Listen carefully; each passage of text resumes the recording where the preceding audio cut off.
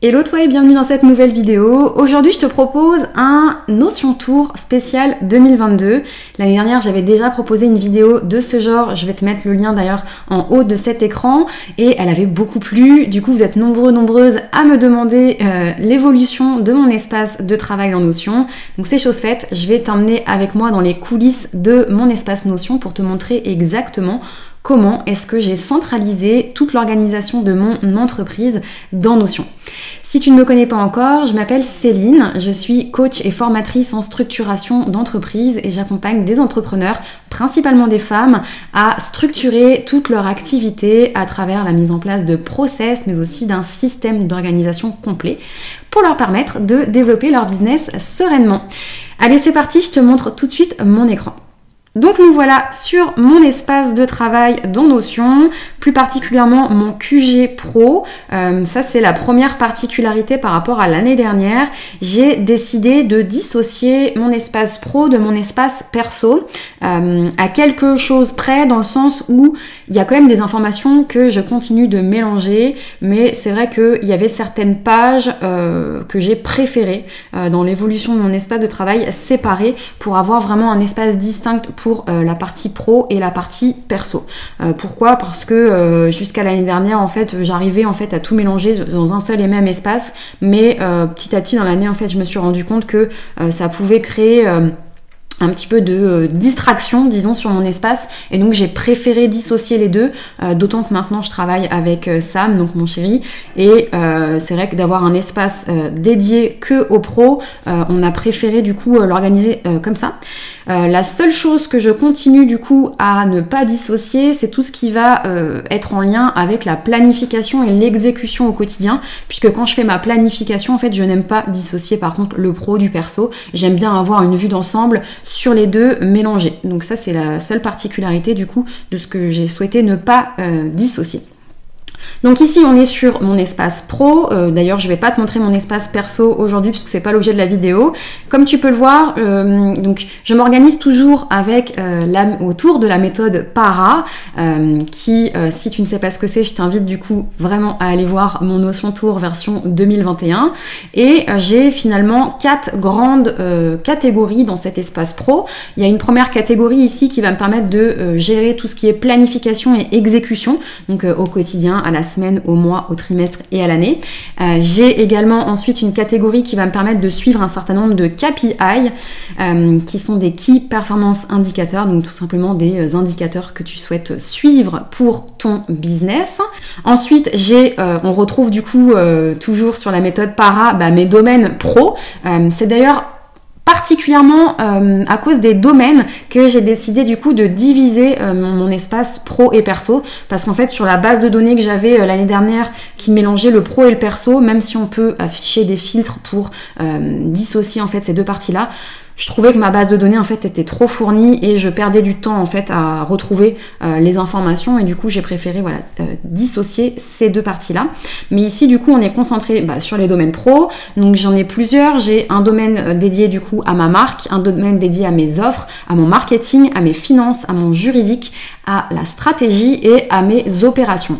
Et la dernière catégorie du coup c'est tout ce qui est ressources. D'ailleurs je vais passer assez rapidement sur cette catégorie puisque je te la montre en détail dans le Notion Tour 2021, donc je t'invite encore une fois à aller regarder cette vidéo, mais je vais te montrer un petit peu plus en détail du coup ce que l'on retrouve dans les 3 autres catégories. Et la dernière catégorie du coup qui est la 5e, qui est celle des archives, et celle-ci du coup je l'enrichis principalement en fin d'année quand je viens faire un petit nettoyage du coup de mon espace pour désengorger un petit peu les bases de données que j'utilise au quotidien. Donc la première catégorie qui est celle de la planification et l'exécution, c'est vraiment une catégorie qui est centrale dans mon système d'organisation puisque c'est celle dont je me sers tous les jours et c'est surtout celle dans laquelle j'ai construit tout mon système qui me permet de suivre les projets en cours, qui me permettent d'atteindre mes objectifs et surtout qui me permettent de rester focus dans l'atteinte de ces objectifs.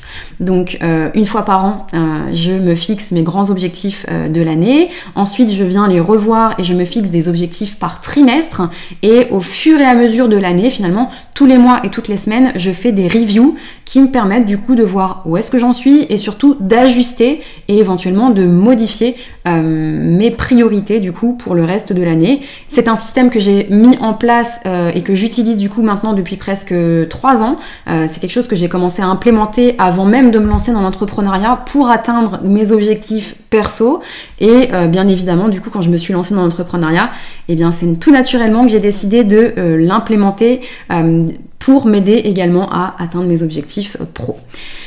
Donc, dans cette catégorie, en fait, comme tu peux le voir, il y a une page dédiée au focus de ma journée. Et donc, dans cette page, en fait, ici, j'ai un lien rapide de navigation qui est du coup un bloc Synth block, donc qui me permet d'avoir un bloc synchronisé sur plusieurs pages. Donc, dès que je modifie une information, ça le modifie également sur les autres pages. Et j'ai tout simplement ici, du coup, un lien rapide vers ma to-do list. Comme c'est un focus jour, ça ne m'affiche uniquement les tâches que je dois faire sur la journée en question. Donc, une fois par semaine, je planifie tout ce qui doit être fait dans la semaine, j'attribue des dates et donc en fonction des dates, eh bien ça vient s'afficher ici dans ma to-do list. Ce qui me permet, et c'est pas anodin, hein, je l'ai appelé focus jour, ça me permet simplement plutôt que de me sentir un petit peu overbooké par ma to-do list qui peut être un petit peu longue, et bien de me concentrer uniquement sur les tâches qui doivent être faites. Je gère mes priorités, je sais ce que j'ai à faire et du coup je reste extrêmement focus uniquement là-dessus. J'ai également un lien du coup vers mon tracker d'habitude. Au fil de la journée du coup je coche en fait les cases et du coup j'ai un pourcentage d'habitude qui évolue.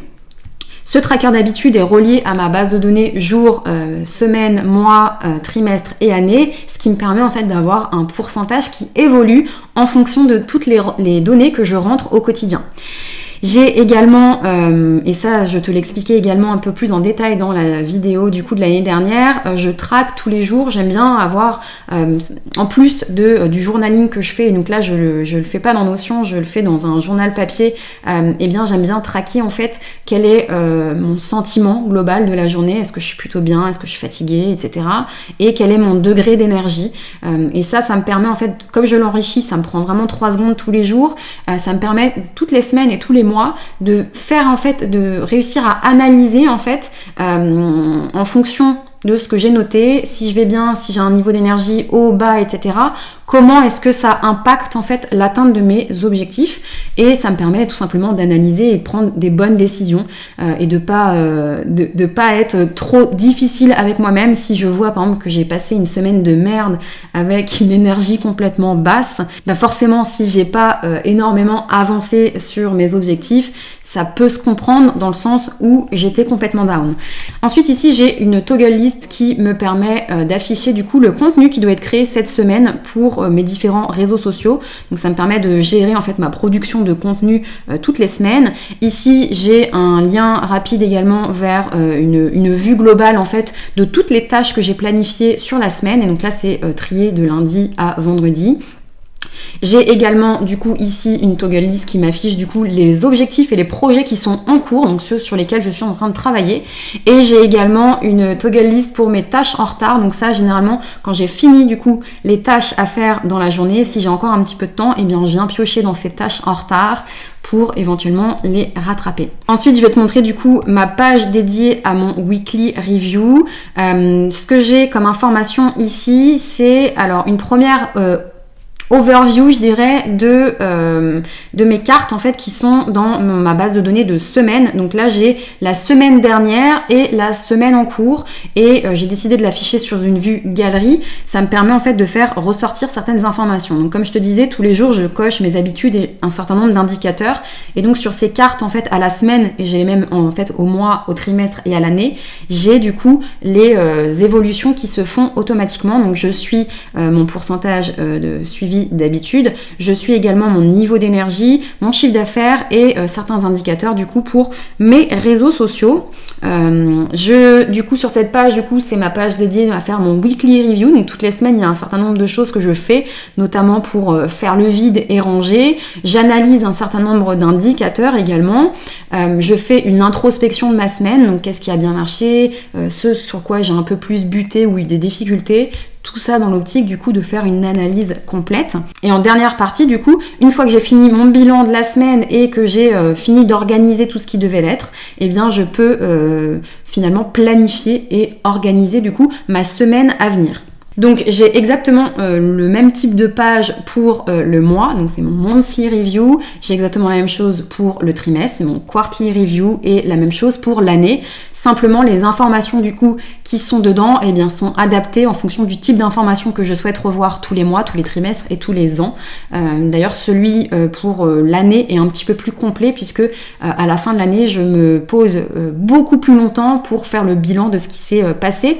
Mais ce qui est intéressant c'est que comme je le fais régulièrement, et bien finalement j'ai beaucoup d'informations pour faire ce bilan annuel et du coup finalement contrairement aux années où je fonctionnais pas comme ça, ça va quand même beaucoup plus vite puisque du coup j'arrive à analyser des données qui sont concrètes et qui ont déjà été archivées et surtout j'ai tout de centralisé au même endroit donc j'ai pas trop besoin d'aller piocher à droite à gauche pour me rappeler de ce qui s'est passé tout au long de l'année.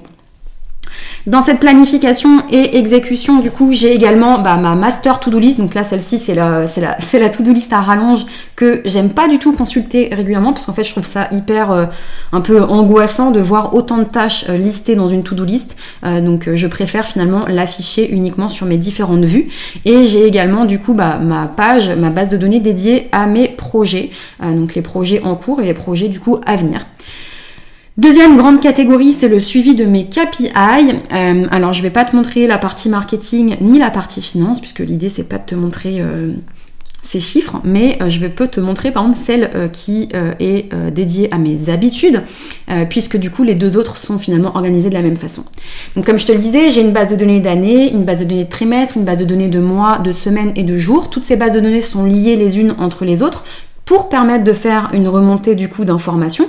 Et du coup, sur cette base de données, sur cette page dédiée au suivi de mes habitudes, eh bien, j'arrive à voir sur une page du coup concentrée, condensée, où est-ce que j'en suis en fait de mon suivi d'habitudes.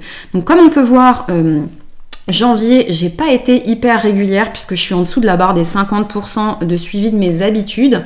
En février, bon, c'est pas très représentatif puisque là on est en début de mois donc on voit que je suis qu'à 6%.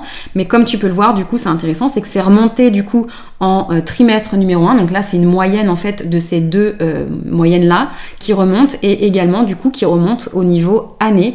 Donc là, forcément, c'est pas très représentatif. On est en début d'année, on est qu'à 4%. Mais comme tu peux le voir, j'ai pas besoin de le faire manuellement. J'ai ajouté des formules pour le faire et donc en fonction des informations que je rentre quotidiennement, eh bien ça enrichit du coup ces bases de données là pour me permettre à la fin de l'année d'avoir une cartographie claire de ce qui s'est passé sur l'année. En ce qui concerne du coup les domaines pro, et bien là c'est là-dessus du coup que je vais en fait stocker et driver un petit peu toute mon activité. Donc dans ma page dédiée à la marque, j'ai répertorié mon identité visuelle, mon brand style guide, tout ce qui a trait du coup à mon positionnement, à mon client idéal et à mon étude de marché. Ensuite, dans la base de données, la page offre, j'ai répertorié du coup toutes les offres, que ce soit des offres en cours, passées ou des offres que j'aimerais lancer à l'avenir. Donc là, en fait, j'ai absolument tout. J'ai dans marketing un dashboard complet qui me permet du coup de gérer ma production de contenu pour mes différentes plateformes. Donc moi j'ai une base de données qui me permet de répertorier chaque plateforme type de contenu que je crée. Donc j'ai une base de données Instagram, une base de données YouTube, une base de données pour ma newsletter. Dans Instagram, c'est de nouveau découpé en fonction du type de format que je publie. Donc soit c'est des IGTV, soit c'est des Reels, soit c'est des stories, soit c'est des posts, bien que les posts, j'en fais plus. J'ai un certain nombre de bases de données du coup dans cette page notamment j'ai mes process, j'ai des témoignages clients que je peux réutiliser du coup sur mon marketing. J'ai mon plan média, j'ai un certain nombre de liens rapides. Donc quand je fais de la promo sur certaines offres, j'ai des liens rapides ici que je peux copier-coller directement et éventuellement les placer dans le lien story. J'ai les thématiques que j'aborde, mes sources d'inspiration, j'ai mes hashtags qui sont déjà listés et catégorisés, comme ça j'ai plus qu'à les copier-coller dans mes différents posts. J'ai mon calendrier de contenu global et j'ai également du coup une page rapide pour qu'est-ce qui a été déjà planifié. Je reviens pas en détail ici, ce sera un petit peu trop long. Je pense que ça pourrait faire l'objet d'une vidéo complète de comment est-ce que je gère du coup ma production de contenu, mais si c'est pas déjà le cas, je t'invite à aller voir la vidéo de la semaine dernière qui est mon process complet pour la création de Reels. Ensuite, on a la page dédiée aux finances. Donc là, c'est un dashboard de nouveau qui me permet de suivre mes finances, comme son nom l'indique. Ici, j'ai une toggle list avec les factures manquantes. Donc ça, j'ai créé une automatisation via Quaderno, qui est mon outil de facturation, qui me permet, dès qu'il y a une nouvelle entrée, du coup, eh bien, elle me crée du coup une entrée directement dans cette base de données. Et moi, j'ai plus qu'à venir uploader du coup le fichier avec la facture et ça vient du coup se lier à la bonne semaine, au bon mois, au bon trimestre et à la bonne année, ce qui me permet du coup de faire remonter mes informations concernant mon chiffre d'affaires et du coup j'ai une vue précise de quel chiffre d'affaires je fais chaque semaine. J'ai pas été pousser le vice jusqu'au jour, mais je sais chaque semaine, chaque mois, chaque trimestre, ce qui me permet du coup bien évidemment de voir où est-ce que j'en suis en fonction de mes objectifs. J'ai également une toggle list qui me permet de voir où est-ce que j'en suis de mes impayés en cours. Ça me permet également cette base de données là de pouvoir collaborer avec mes avocats, de pouvoir suivre ensemble où est-ce qu'on en est du coup sur ces impayés, quel type d'action on doit mettre en place pour passer à l'étape suivante et recouvrir du coup ces sommes. Et j'ai également du coup ici une base de données, donc c'est ma base de données moi, sur laquelle j'ai choisi d'afficher uniquement du coup le chiffre d'affaires. Donc il s'affiche ici et il remonte, comme je te l'ai dit, en fonction du type d'informations qui sont rentrées quotidiennement ou par semaine. Ensuite, on a la partie du coup stratégie. Donc ici, j'ai 4 pages, 4 dashboards. Une page dédiée à mes valeurs, une page avec ma vision, une page dédiée à ma zone de génie. Donc ça, c'est hyper précieux pour moi. J'ai identifié quelle est exactement ma zone de génie, quelles sont les actions qui rentrent dans cette zone de génie. Et du coup, ce sont les actions que je dois préserver au maximum dans mon entreprise, puisque c'est celles qui, de 1, sur lesquelles je suis le plus performante, que je ne souhaite pas déléguer, et surtout celles qui, forcément, quand je suis concentrée dessus, me rapportent le plus d'argent. Et j'ai une base de données, du coup, un dashboard global qui répertorie, du coup, mes objectifs, et donc ça, je le remplis, du coup, tous les ans. Je viens de faire un review tous les trimestres et tous les mois et toutes les semaines du coup via ma page weekly review que je t'ai montré tout à l'heure. Dernière partie de ces domaines pro, c'est la base de données du coup qui me sert à suivre mes opérations. Et donc là, j'ai 3 catégories. J'ai les process et les workflows, j'ai tout ce qui va être template et j'ai la partie du coup ressources humaines avec les organigrammes, etc., etc. Voilà pour ce Notion Tour version 2022. N'hésite pas à me dire ce que tu en as pensé en commentaire ou à me poser toutes tes questions. Et en attendant, je te dis à la semaine prochaine pour une nouvelle vidéo. Ciao, ciao!